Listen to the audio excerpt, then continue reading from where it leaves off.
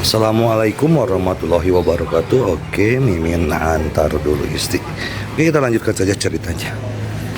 Bab 853, Pertempuran berdarah, di luar kota Kekaisaran. Seorang wanita berjubah merah berdiri dengan pisau, memegang tebu di tangan kirinya, menggigitnya, mengunyahnya 2 kali, lalu meludahkannya. Tenang dan tenang. Di tangannya, dia memegang pedang panjang berwarna merah darah, dan di belakang punggungnya, dia membawa pedang lebar yang tidak diketahui. Di kota Kekaisaran, banyak orang kuat dari keluarga kerajaan Zhou berdiri di sana, dan semua orang tampak sangat serius. Sudah bertahun-tahun sejak seseorang menyinggung keluarga kerajaan Zhou. Dan itu sangat mencolok, satu orang bisa bertarung sepanjang minggu. Arogan, seorang lelaki tua tiba-tiba mengambil langkah ke depan dan mendatangi wanita berjubah merah itu. Saat dia hendak berbicara, Zhou Fan di tembok kota di bawah tiba-tiba berteriak, "Tuan Z, mundurlah." Orang tua itu berbalik dan membungkus sedikit kepada Zhou Fan, lalu berkata, "Yang mulia, orang ini menghina saya. Da Zhou, saya benar-benar tidak tahan. Jika Anda tidak mematuhi saya hari ini, saya akan meminta Yang Mulia untuk menghukum Anda besok." Setelah mengatakan itu, dia berbalik dan meninju wanita berjubah merah di kejauhan. Pukulannya seperti guntur, cepat dan keras. Wanita berjubah merah itu memotongnya dengan satu pukulan. Tertawa, hanya dengan satu pukulan pisau, lelaki tua itu terbelah menjadi 2. Dan darah berceceran. Pembunuhan instan, semua orang di lapangan kaget. Wajah Zhou Fan menjadi pucat. Mulai sekarang, tidak ada yang bisa meninggalkan kota untuk berperang tanpa perintah saya. Setelah mengatakan itu, dia menoleh untuk melihat Dao Jun di sebelahnya. Dao Jun mengangguk sedikit, lalu mengedarkan energinya yang dalam dan meraung, mulai formasi.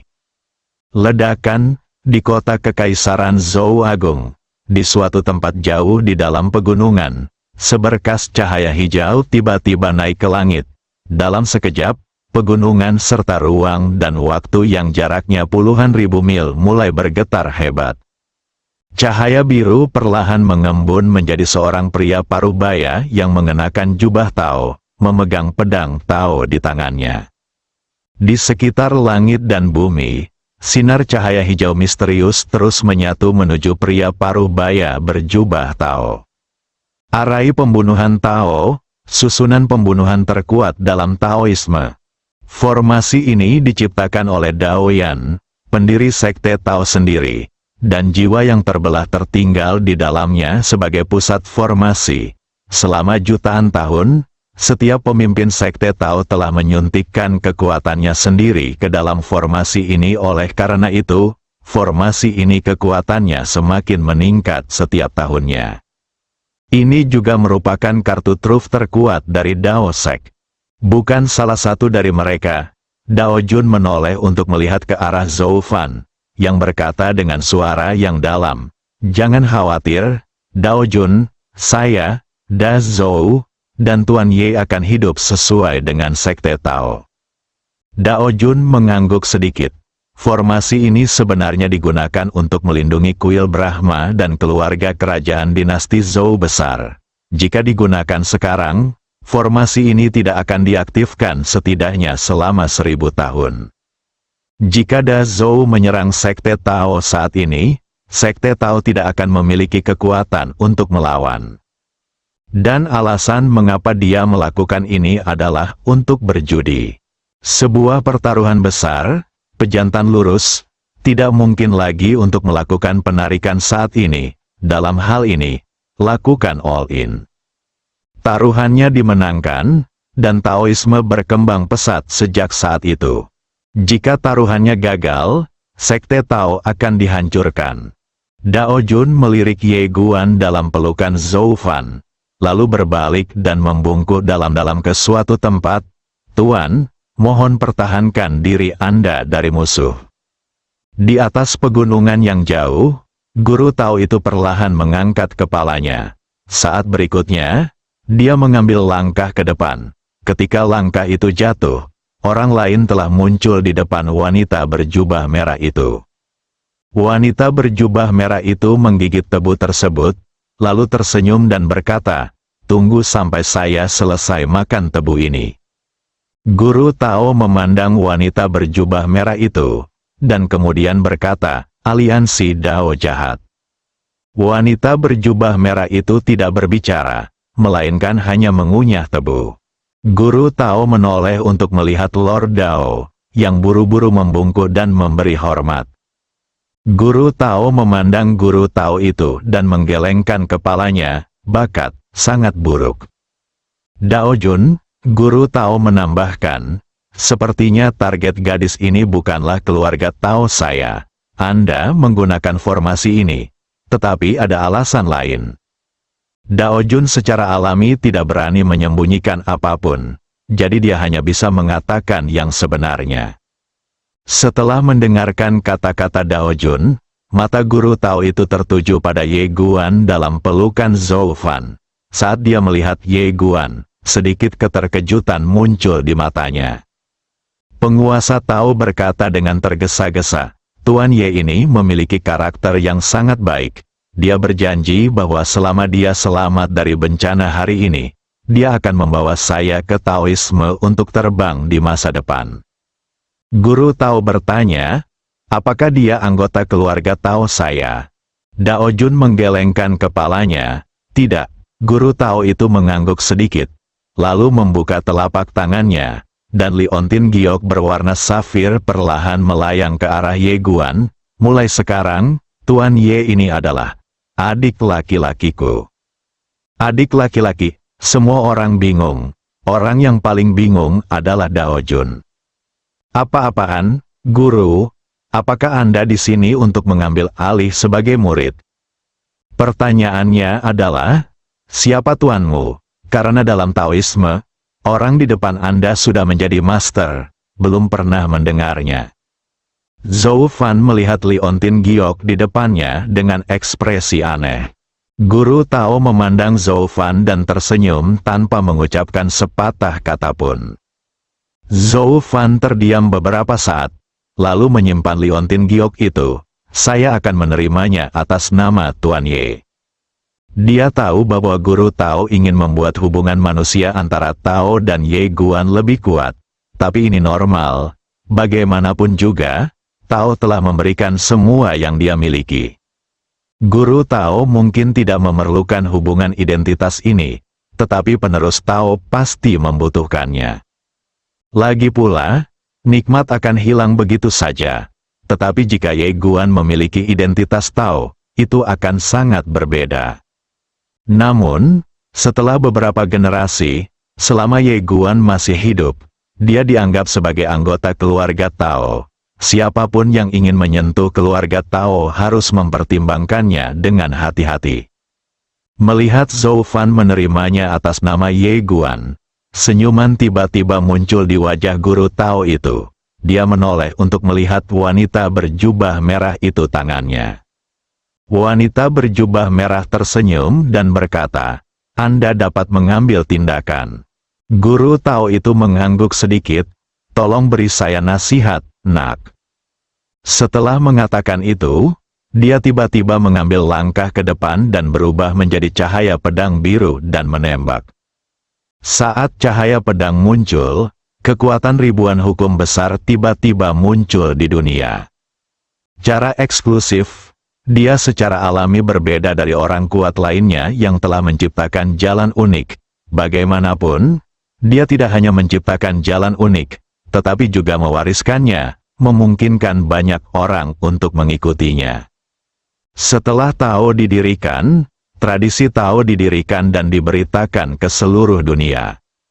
Hanya ada sedikit orang yang kuat di alam Tao, dan mereka yang dapat membangun silsilah Tao dan menyebarkannya ke dunia bahkan lebih jarang lagi. Ketika Guru Tao mengayunkan pedangnya, dia tidak hanya membuka jalan tersendiri, tetapi juga memiliki jalannya sendiri selain jalan besar, dan itu adalah jalan yang lebih sempurna. Mata wanita berjubah merah itu menyipit. Dia maju selangkah dan menebas dengan pisaunya. Bang! Pertarungan pisau dan pedang. Dalam sekejap, tubuh Guru Tao menjadi ilusi, seperti asap atau kabut biru. Wanita berjubah merah itu mundur ribuan kaki jauhnya. Di tangannya, pisau berwarna merah darah sudah penuh dengan retakan, dan darah misterius terus mengalir, melonjak seperti air pasang. Wanita berjubah merah itu melirik pisau berdarah di tangannya, lalu mengangkat kepalanya untuk melihat Guru Tao di kejauhan, dan terkekeh, sesuatu, dan sedikit lagi. Guru Tao tersenyum dan berkata, gadis itu tidak mengerahkan kekuatan penuhnya. Wanita berjubah merah itu mengangguk. Guru Tao bertanya, berapa biayanya? Wanita berjubah merah itu mengeluarkan sebatang tebu dan mengunyahnya, lalu berkata, 10%. Guru Tao itu terkejut sesaat, lalu tertawa, dan kemudian tubuhnya perlahan menghilang. Wanita berjubah merah berkata, kamu tidak terlalu lemah. Jika tubuh utama ada di sini, kita harus bisa bertarung. Guru Tao tidak berkata apa-apa lagi dan menghilang sepenuhnya. Di sekelilingnya, terjadi keheningan yang mematikan. Guru Tao telah dikalahkan, dan wanita itu hanya menyumbang 10%. 1%? Bagaimana cara melawannya? Banyak orang mulai putus asa. Wanita itu begitu kuat hingga membuat orang putus asa, tidak mampu memikirkan perlawanan apapun.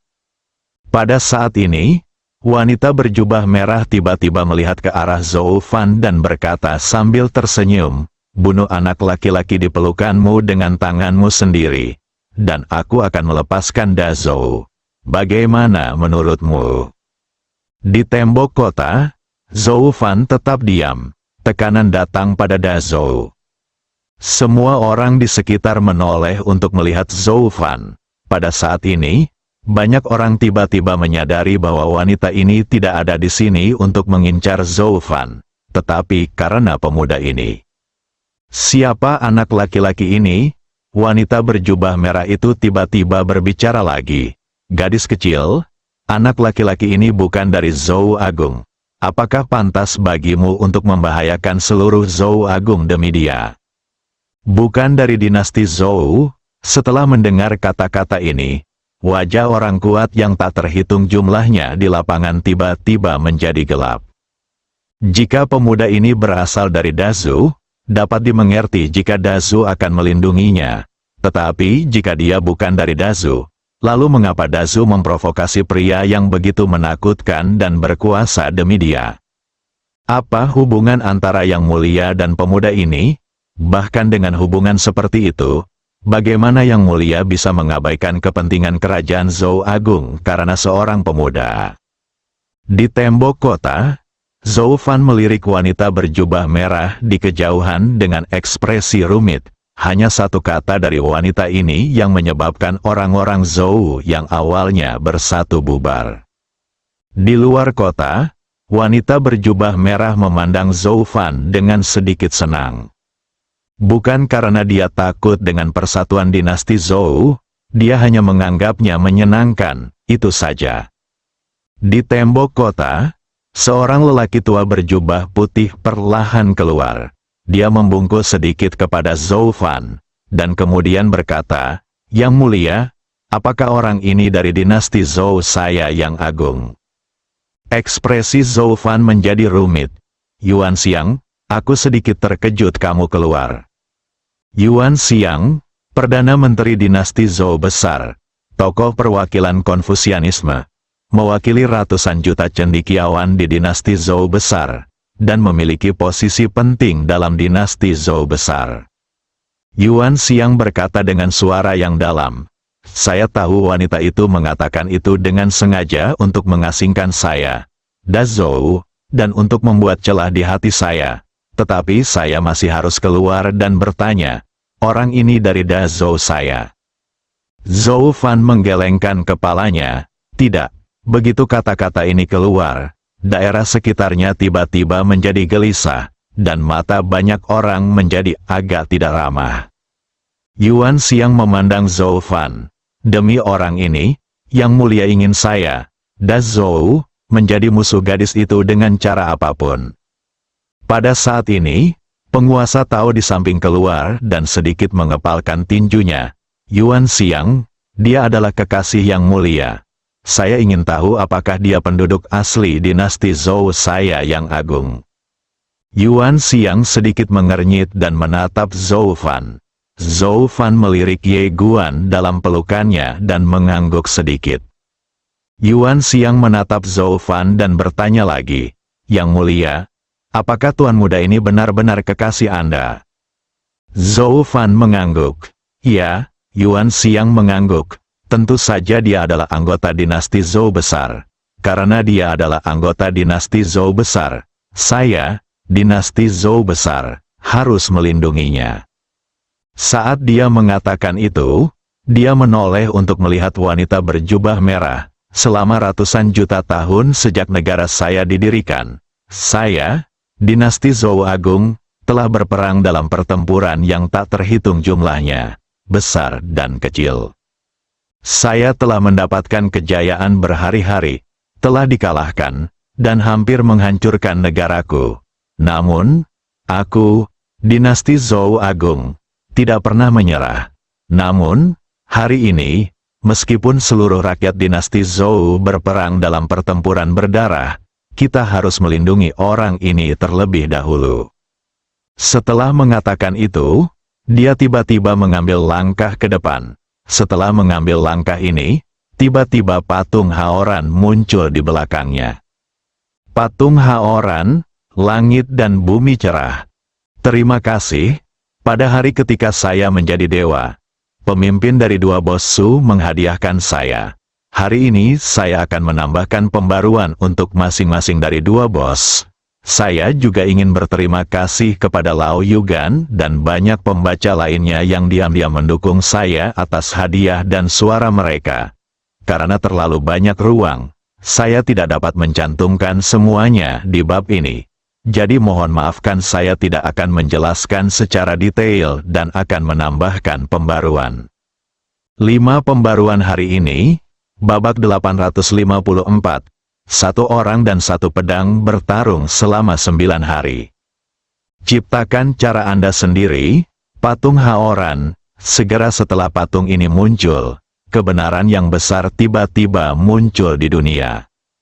Langit dan bumi cerah. Di langit, wanita berjubah merah mengunyah 2 suap tebu lalu memuntahkannya. Dia melirik ke arah Yuan Xiang dan berkata sambil tersenyum, "Sarjana, jika kamu berdarah, kamu bisa melakukannya." Yuan Xiang tiba-tiba berkata, "Tolong beri saya pencerahan." Setelah mengatakan itu, patung Haoran di belakangnya tiba-tiba membungkuk dan langsung meninju wanita berjubah merah itu. 30.000 talenta, di dinasti Zhou besar, cendekiawan bukanlah orang biasa. Mereka yang pandai membaca memiliki bakat di dalam perutnya. Setiap kata yang mereka ucapkan sangat cemerlang. Dan jika seorang Konfusianisme yang hebat mengatakan sesuatu dengan santai, bakatnya akan sama tingginya seperti yang dilakukan Zhuge Xiaohan. Bersaing dengan matahari dan bulan. Menghadapi bakat setinggi 30.000 kaki ini, wanita berjubah merah tiba-tiba memblokirnya dengan pedangnya. Bang! Wanita berjubah merah itu mundur ratusan kaki. Bakat rusak, kali ini, Yuan Xiang meninju lagi. Saat tinju keluar, langit dan bumi menundukkan kepala. Sangat berbakat, wanita berjubah merah memblokir pedangnya lagi. Bang! Wanita berjubah merah mundur 300 kaki. Dan di mana dia mundur, ruang dan waktu meledak. Yuan Xiang menarik napas dalam-dalam, tiba-tiba mengepalkan tangannya, tetapi melepaskannya lagi dalam sekejap. Dia membuka telapak tangannya, dan seorang penguasa kuno muncul di tangannya. Penguasa Haoran, seseorang di lapangan berseru. Penguasa Haoran, Salah satu dari 3 artefak super di dinasti Zhou besar, dibentuk oleh bakat kental nenek moyang Konfusianisme, dan dipupuk oleh bakat dan temperamen murid Konfusianisme setiap hari. 1 kaki jauhnya, semua kejahatan di dinasti Zhou besar dimusnahkan. Di tembok kota, di samping Zhou Fan, Tao Jun berkata dengan suara yang dalam, "Yang mulia, yang mulia." Zhou Fan berkata dengan suara yang dalam, "Saya akan membuat pengaturan sendiri." Dao Jun mengangguk, lalu menatap Ye Guan. Dia ragu-ragu dan berkata, "Mengapa Tuan Ye belum bangun?" Zhou Fan memandang Ye Guan dalam pelukannya dan berkata dengan lembut, "Cederanya serius." Dao Jun mengangguk, seolah dia sedang memikirkan sesuatu. Dia berjalan ke arah Yin Yan yang sedang menjilati manisan Hao di sampingnya. Dia tersenyum tipis dan berkata, "Nak, apakah kamu tahu tentang Tian Xingguo?" Sambil berpikir, dia menoleh untuk melihat Dao Jun. Dao Jun berkata, "Kamu tahu, kan?" Yin Yan mengangguk. Dao Lord berkata dengan suara yang dalam, "Bagaimana kalau ini, jika kita benar-benar tidak bisa mengalahkannya nanti? Kamu bisa mengeluarkan api surgawi Tuan Ye dan berpura-pura menjadi peradaban surgawi untuk melihat apakah kamu bisa menakuti aliansi jahat ini." Yin Yan berkedip dan tidak berkata apa-apa. Dao Jun bertanya, "Apakah tidak apa-apa?" Yin Yan mengangguk. "Ide bagus." Dao Jun mengangguk sedikit, lalu mengangkat kepalanya untuk melihat wanita berjubah merah di kejauhan. Ekspresi ketidakberdayaan muncul di matanya peradaban Tianxing dan menakutinya. Di langit, setelah Yuan Xiang mengeluarkan penguasa Haoran, dia mengambil 1 langkah ke depan dan kemudian melambai ke bawah. Ayunan 1 kaki ini adalah bakat 1.000.000 kaki. Karena dia berada di dinasti Zhou besar, dia mendapat berkah bakat dari banyak sarjana, dan dengan penguasa yang menakjubkan ini, dia dapat mengubah bakat menjadi jutaan. Bakat besar melonjak ke arah wanita berjubah merah seperti bendungan yang jebol. Galaksi sedang mendidih. Di kejauhan, wanita berjubah merah menyipitkan matanya. Dia maju selangkah dan menebas dengan pedangnya. Ledakan, bakat sepanjang jutaan kaki itu tiba-tiba hancur, berubah menjadi aliran udara yang tak terhitung jumlahnya dan menyebar ke langit dan bumi. Juga rusak adalah patung Dewa Yuan Xiang yang menakjubkan. 1.000.000 talenta adalah batas Yuan Xiang, dan juga batas patung Haoran. Wanita berjubah merah itu mundur ribuan kaki. Begitu dia berhenti, pisau berdarah di tangannya hancur dan berubah menjadi pecahan yang tak terhitung jumlahnya. Mundur 1.000 kaki, pisaunya patah. Namun, tidak ada yang salah dengan manusia.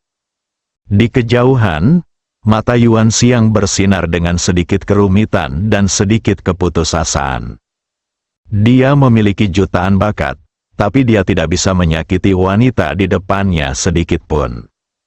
Bagaimana cara bertarung? Yuan Xiang tiba-tiba menoleh dan menatap Citian yang sedang dalam masa pemulihan dari luka-lukanya. Saat melihat Yuan Xiang, ekspresi Citian tiba-tiba berubah drastis. "Sial, menurutmu apa yang aku lakukan? Apa menurutmu aku masih bisa bertarung?" Untungnya, Yuan Xiang tidak membiarkan Citian membawanya lagi, tapi perlahan menoleh untuk melihat Zhou Fan yang berada di samping. Zhou Fan mengangguk sedikit. "Selanjutnya, biarkan aku, Da Zhou, yang melakukannya." Yuan Xiang mundur selangkah dan sampai ke tembok kota Dazhu. Di langit, wanita berjubah merah memandangi pecahan pisau berdarah yang perlahan berjatuhan di sekelilingnya, dan berkata sambil tersenyum, "Oke." Setelah berbicara, dia menatap Zhou Fan. Da Zhou masih memiliki kekuatan, tapi tidak banyak. Ledakan, pada saat ini, jauh di cakrawala yang jauh, aura menakutkan naik ke langit, dan segera setelah itu, seorang pria parubaya muncul di udara.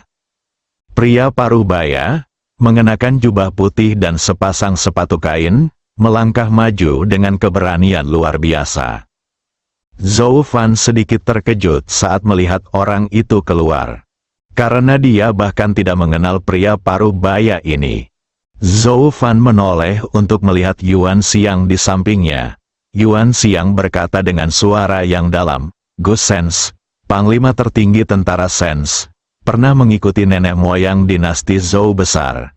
Yang mulia baru saja mengambil alih Sens Army. Saya tidak tahu apakah dia normal, karena dia jauh dari rumah sepanjang tahun dan jarang kembali ke Dazu." Gu Sens, Zhou Fan tiba-tiba terkejut. Dia secara alami mengenal orang ini. Setelah nenek moyang dinasti Zhou besar mendirikan dinasti Zhou besar, mereka membangun menara jasa. 18 pejabat berjasa diabadikan di menara tersebut, dan Gu Sens adalah salah satunya, dan berada di peringkat ketiga juga dibangun atas namanya.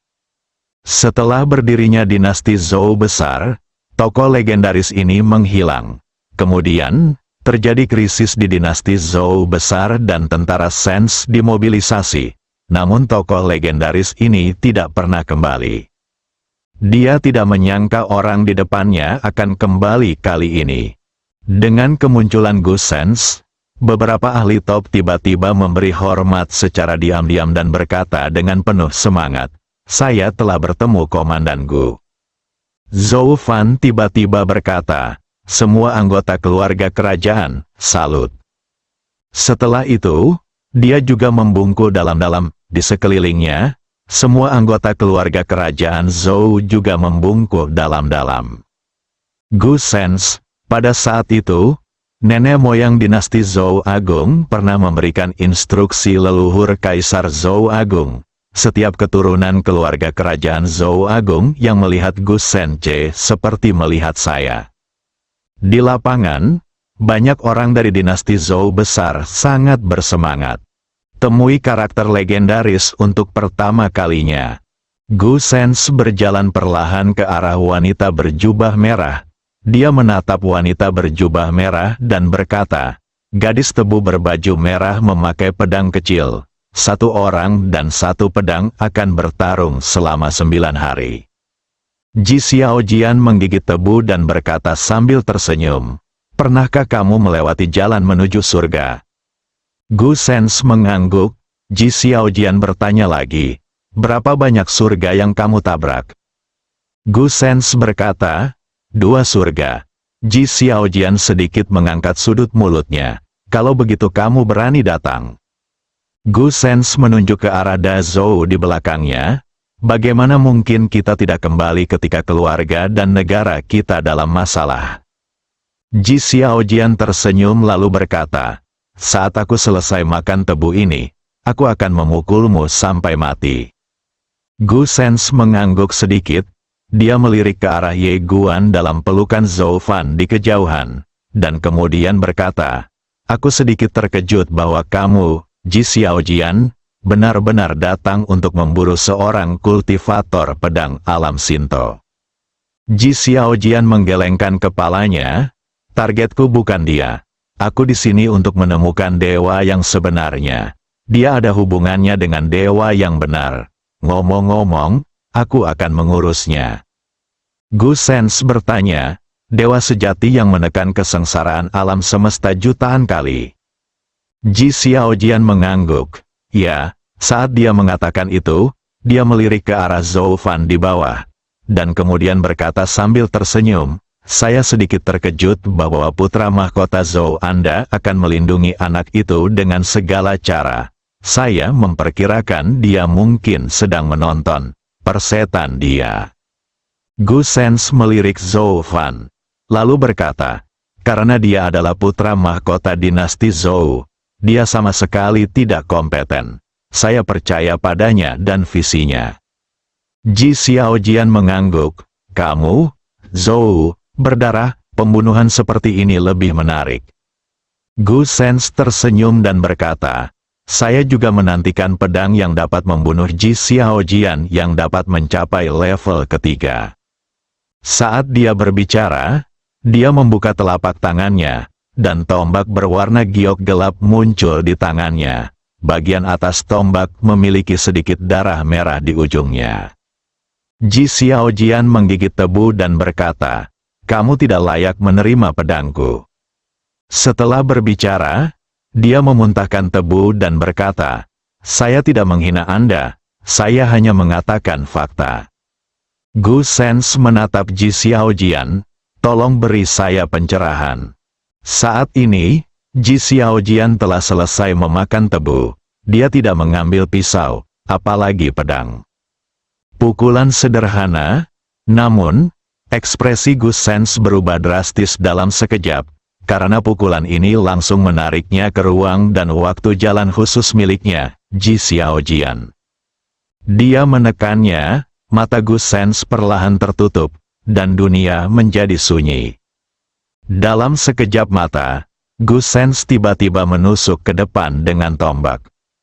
Ledakan, waktu dan ruang dunia mendidih, dan niat membunuh yang tak terhitung jumlahnya keluar dari tombaknya, dan kemudian berubah menjadi jalan tekanan. Konfrontasi jalan, satu tembakan, satu pukulan. Setiap orang punya caranya sendiri, di mata semua orang, pukulan dan senjata itu bertabrakan. Tidak ada ledakan kekuatan penghancur surga seperti yang dibayangkan, dan tidak ada gerakan sama sekali. Semua orang menatap ke langit. Saat ini, Ji Xiaojian tiba-tiba menarik tinjunya. Klik, suara retakan yang tajam tiba-tiba bergema di seluruh dunia, dan kemudian, di bawah pandangan semua orang, tombak di tangan Gu Sens hancur dan berubah menjadi pecahan yang tak terhitung jumlahnya. Tubuh fisik Gu Sens mulai menghilang sedikit demi sedikit seperti salju bertemu terik matahari. Melihat pemandangan ini, semua orang kuat dinasti Zhou di sekitarnya terkejut. Hilang, satu pukulan, hanya dengan satu pukulan. Gu Sens, yang juga berada di alam Tao, dikalahkan seperti ini. Terlebih lagi, wanita itu sudah sangat menakutkan bahkan tanpa menggunakan pedang. Betapa menakutkannya jika dia menggunakan pedang. Orang-orang kuat yang tak terhitung jumlahnya dari dinasti Zhou besar tampak pucat. Zhou Fan menatap wanita berjubah merah di kejauhan. Pada saat ini, dia menyadari satu hal, yaitu dari awal hingga sekarang, wanita ini tidak pernah terlalu serius. Wanita ini selalu bersenang-senang, mata Zhou Fan perlahan tertutup. Pada saat ini, bahkan dia mulai merasa takut. Wanita ini lebih kuat dari yang dia tahu. Wajah Dao Jun dan yang lainnya juga serius saat ini. Kekuatan wanita ini benar-benar di luar pemahaman mereka. Kamu juga bekerja sendiri, kenapa yang lain begitu baik?